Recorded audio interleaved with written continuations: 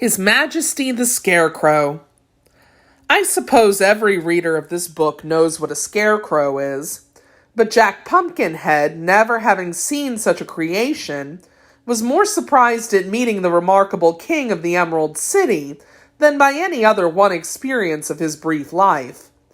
His Majesty the Scarecrow was dressed in a suit of faded blue clothes, and his head was merely a small sack stuffed with straw, upon which eyes, ears, a nose, and a mouth had been rudely painted to represent a face.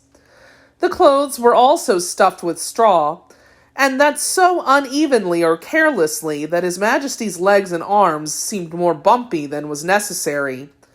Upon his hands were gloves with long fingers, and those were padded with cotton. Wisps of straw stuck out from the monarch's coat and also from his neck and boot tops. Upon his head he wore a heavy golden crown set thick with sparkling jewels, and the weight of this crown caused his brow to sag in wrinkles, giving a thoughtful expression to the painted face. Indeed, the crown alone betokened majesty. In all else, he, the Scarecrow King, was but a simple scarecrow, flimsy, awkward, and unsubstantial. But if the strange appearance of His Majesty the Scarecrow seemed startling to Jack, no less wonderful was the form of the Pumpkinhead to the Scarecrow. The purple trousers and pink waistcoat and red shirt hung loosely over the wooden joints Tip had manufactured, and the carved face on the pumpkin grinned perpetually as if its wearer considered life the jolliest thing imaginable. At first, indeed, His Majesty thought his odd visitor was laughing at him, and was inclined to resent such a liberty, but it was not without reason that the Scarecrow had attained the reputation of being the wisest personage in the land of Oz.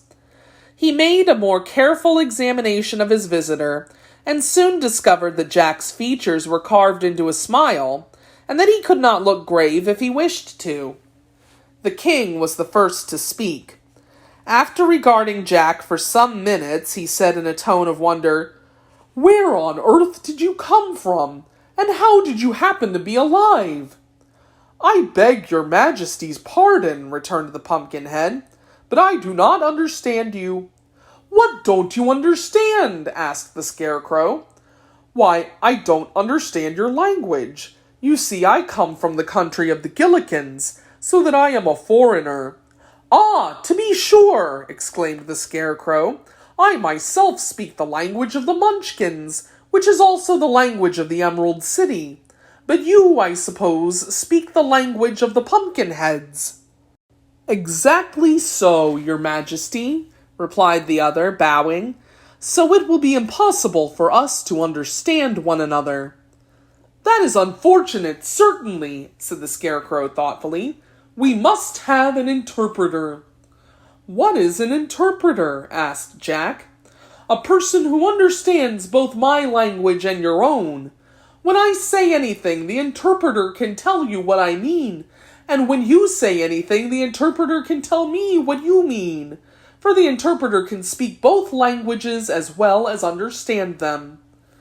"That is certainly clever," said Jack, greatly pleased at finding so simple a way out of the difficulty. So the Scarecrow commanded the soldier with the green whiskers to search among his people until he found one who understood the language of the Gillikins as well as the language of the Emerald City, and to bring that person to him at once. When the soldier had departed, the Scarecrow said, "Won't you take a seat while we are waiting?" "Your Majesty forgets that I cannot understand you," replied the Pumpkinhead. "If you wish me to sit down, you must make a sign for me to do so." The Scarecrow came down from his throne and rolled an armchair to a position behind the Pumpkinhead.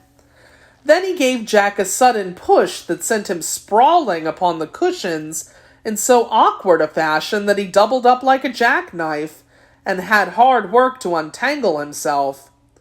"Did you understand that sign?" asked His Majesty politely. "Perfectly," declared Jack, reaching up his arms to turn his head to the front, the pumpkin having twisted around upon the stick that supported it. You seem hastily made, remarked the Scarecrow, watching Jack's efforts to straighten himself. No more so than your Majesty, was the frank reply. That is the difference between us, said the Scarecrow, that whereas I will bend but not break, you will break but not bend. At this moment the soldier returned, leading a young girl by the hand.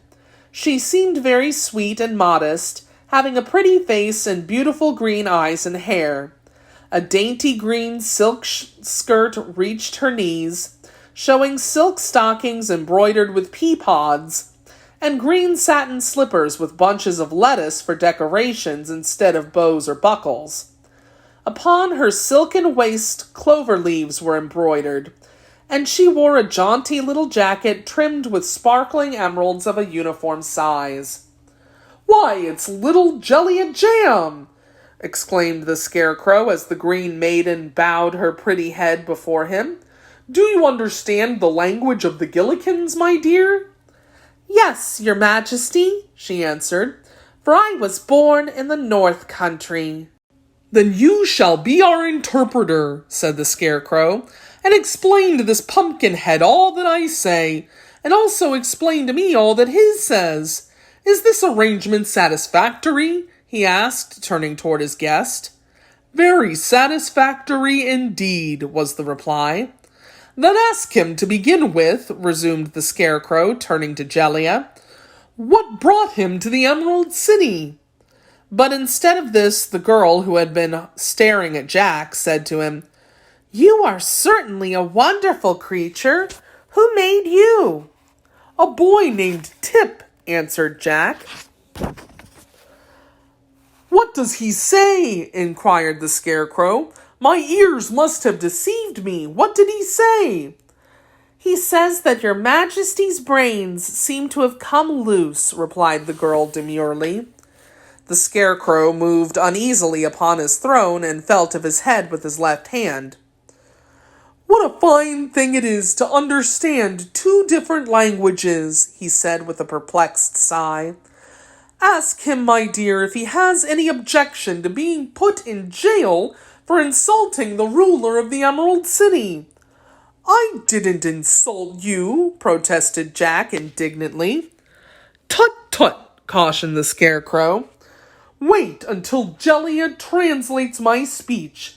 What have we got an interpreter for if you break out in this rash way? All right, I'll wait, replied the Pumpkinhead in a surly tone, although his face smiled as genially as ever. Translate the speech, young woman. His Majesty inquires if you are hungry, said Jellia. Oh, no, not at all, answered Jack more pleasantly, for it is impossible for me to eat. It's the same way with me, remarked the Scarecrow. What did he say, Jellia, my dear? He asked if you were aware that one of your eyes is painted larger than the other, said the girl mischievously. Don't you believe her, your Majesty? Cried Jack. Oh, I don't, answered the Scarecrow calmly. Then, casting a sharp look at the girl, he asked, Are you quite certain that you understand the languages of both the Gillikins and the Munchkins? Quite certain, your Majesty, said Jellia Jam, trying hard not to laugh in the face of royalty. Then how is it that I seem to understand them myself? Inquired the Scarecrow. Because they are one and the same, declared the girl, now laughing merrily.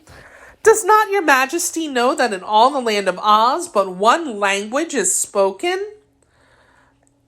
Is it indeed so, said the Scarecrow, much relieved to hear this. Then I might easily have been my own interpreter. It was all my fault, your Majesty, said Jack, looking rather foolish. I thought we must surely speak different languages, since we come from different countries. This should be a warning to you never to think, said the Scarecrow severely, for unless one can think wisely, it is better to remain a dummy, which you most certainly are. I surely am, agreed the Pumpkinhead. It seems to me, continued the Scarecrow more mildly, that your manufacturer spoiled some good pies to create an indifferent man.